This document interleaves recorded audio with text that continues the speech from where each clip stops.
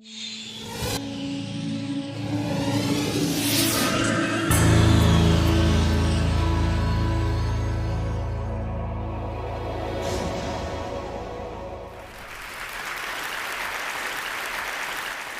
live in South Central. This is South Central.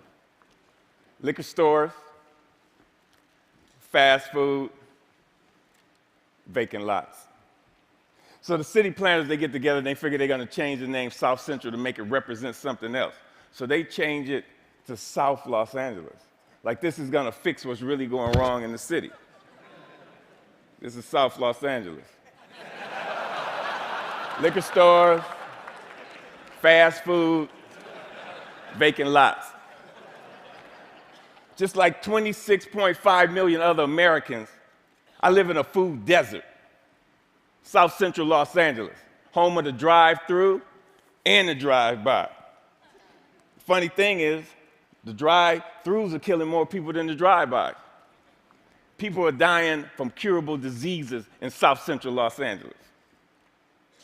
For instance, the obesity rate in my neighborhood is like 5 times higher than, say, Beverly Hills, which is like probably 10 miles away. I got tired of seeing this happening. And I wonder, how would you feel if you had no access to healthy food? If every time you walk out your door, you see the ill effects that the present food system have on your neighborhood? I see wheelchairs bought and sold like used cars. I see dialysis centers popping up like Starbucks. And I figured this has to stop. So I figured that the problem is the solution. Food is the problem, and food is the solution. Plus, I got tired of driving 45 minutes round trip to get an apple that wasn't impregnated with pesticides. So what I did, I planted a food forest in front of my house.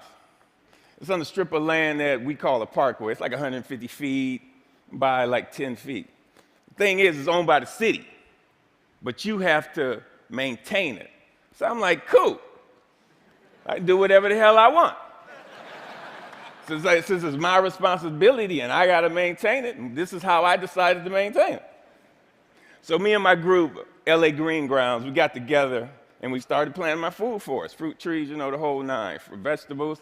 What we do, we're a pay-it-forward kind of group, where it's composed of like gardeners from all walks of life from all over the city, and it's completely volunteer, and everything we do is free. And in the garden, it was beautiful. And then somebody complained. The city came down on me, and basically gave me a citation saying that I had to remove my garden, which this citation would turn into a warrant. And I'm like, come on, really? A warrant for planting food on a piece of land that you could care less about? And I was like, cool, bring it. Because this time it wasn't coming out. So LA Times got hold of it. Steve Lopez did a story on it and talked to the councilman. And one of the Green Grounds members, they put up a petition on change.org. And with 900 signatures, we were a success. We had a victory on our hands. My councilman even called and said how they endorse and love what we're doing.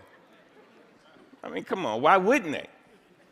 LA leads the United States in vacant lots that the city actually owns. They own 26 square miles of vacant lots. That's 20 Central Parks. That's enough space to plant 725 million tomato plants. Why in the hell would they not okay this? Growing one plant will give you 1,000, 10,000 seeds. Okay. When $1 worth of green beans will give you like $75 worth of produce. It's my gospel. I'm telling people, grow your own food. Growing your own food is like printing your own money. Thank you. See, I have a legacy in South Central. I grew up there. I raised my sons there. And I refuse to be a part of this manufactured reality that was manufactured for me by some other people, and I manufactured my own reality. See, I'm an artist. Gardening is my graffiti. I grow my art. Just like a graffiti artist, where they beautify walls, me, I beautify lawns, parkways. I use the garden, the soil, like it's a piece of cloth, and the plants and the trees, that's my embellishment for that cloth. You'd be surprised what the soil could do if you let it be your canvas. You just couldn't imagine how amazing a sunflower is and how it affects people. So what happened? I have witnessed my garden become a tool for the education, a tool for the transformation of my neighborhood. To change the community, you have to change the composition of the soil. We are the soil. You'd be surprised how kids are affected by this. Gardening is the most therapeutic and defiant act you can do, especially in the inner city. Plus, you get strawberries.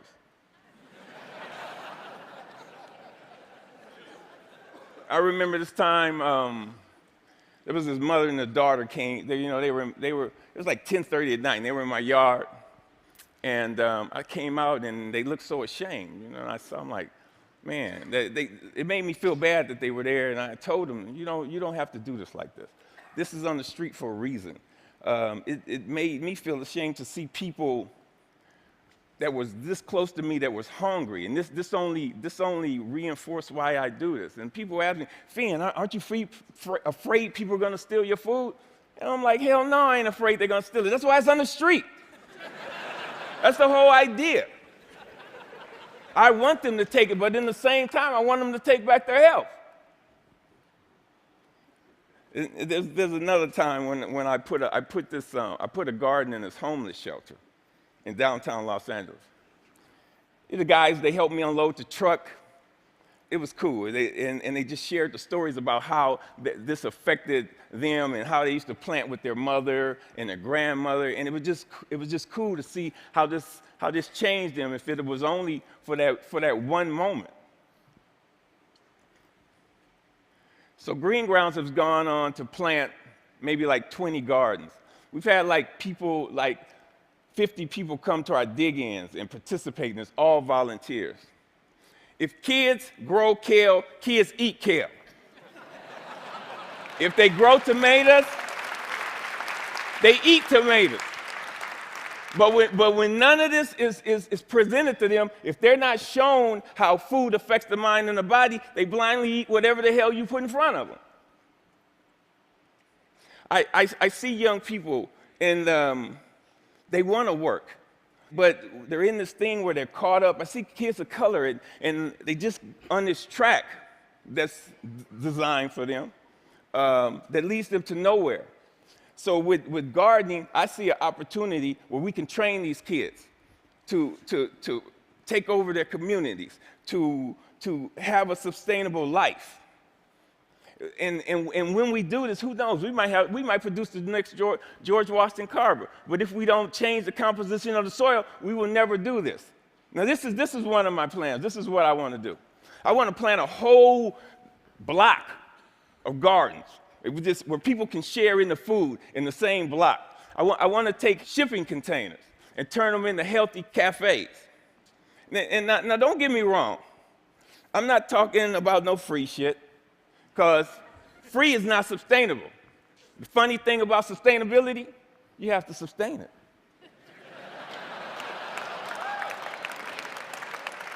What I'm talking about is putting people to work and getting kids off the street and letting them know the joy, the pride, and the honor in growing your own food. Opening farmers markets. So what I want to do here, we got to make this sexy. So I want us all to become ecolutionary, renegades, gangsters, gangster gardeners. We got to we got to flip the script on what a gangster is. If you ain't a gardener, you ain't gangster. Get gangster with your shovel, okay? And let that be your weapon of choice. So